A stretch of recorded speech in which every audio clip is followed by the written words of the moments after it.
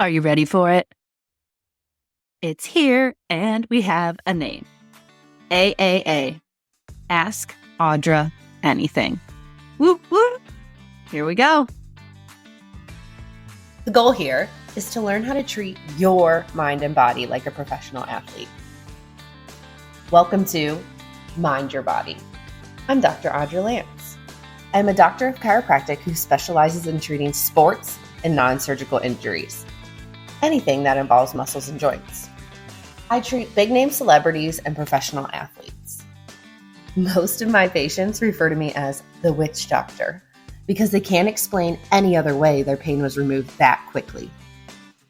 I hate cooking, but I do love wine and don't even think about giving me anything that involves ketchup because I will not eat it.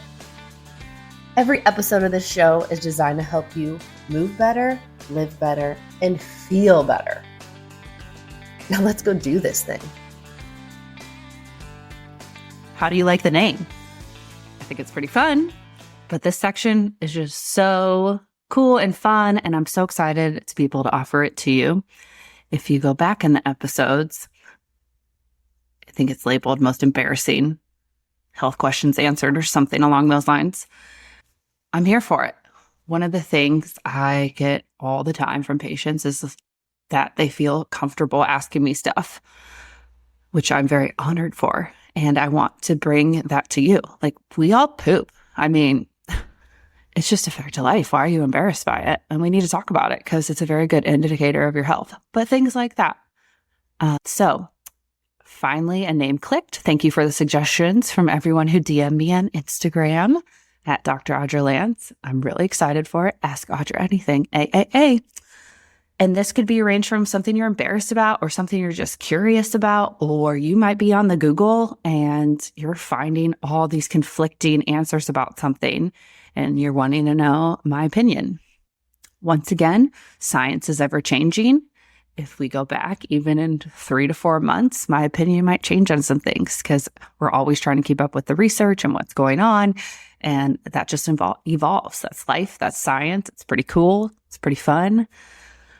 So just that disclaimer, it's fluid, and it's what I know in this second as I'm answering these questions, but that can change. So, dun, dun, dun, dun. First question. I had someone ask me whether they should get implants, and then I had someone asked me whether they should get theirs removed. That's a very hot topic right now, the explant world. But people are still wanting boobs. I mean, it looks good. I totally understand. We play this game where at the beach, and it's like, are those real or fake when people are walking around? I mean, it's just a habit.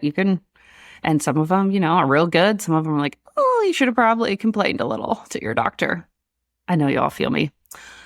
So this is, once again, a tricky question to answer because it's your personal want, belief, and it also is just like, what's going on with your body? Where are you at? Have you had your hormones and blood levels checked? Are you in a healthy space where that's something you really want? Have you done all the research?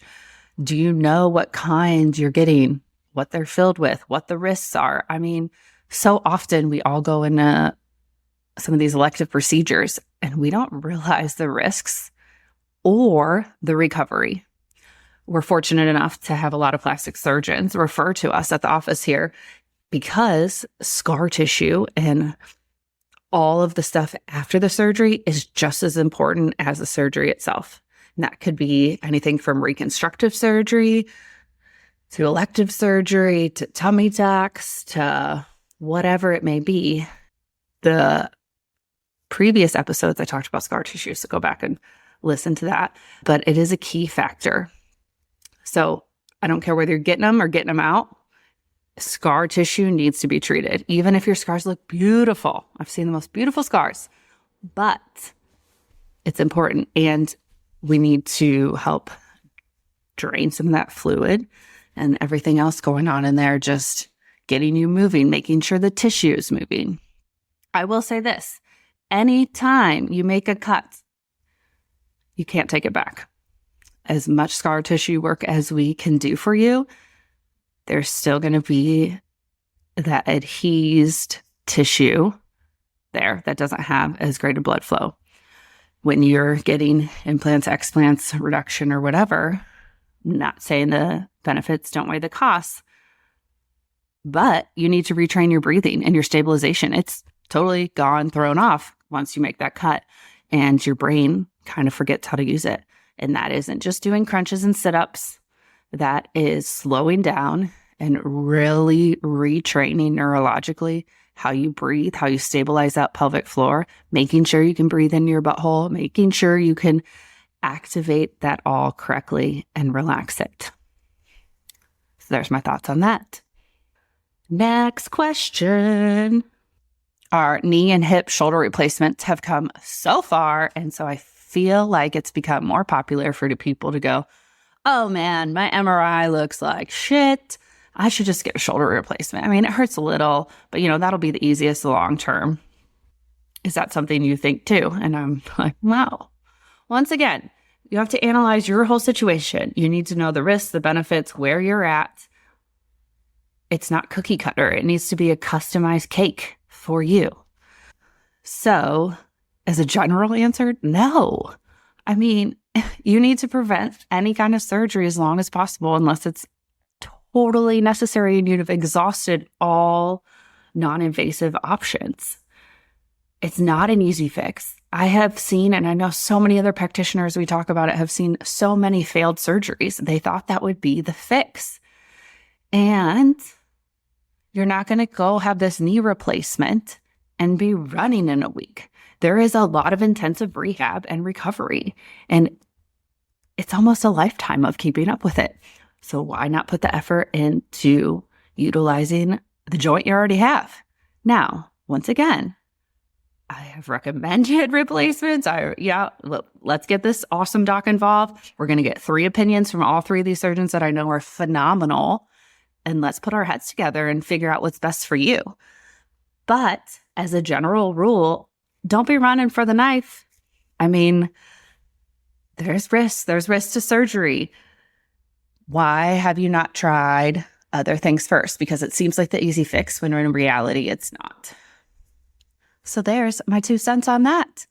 Let me know what you think. Follow me, DM me on Instagram at Dr. Audra Lance. I can't wait to hear from you for the next AAA.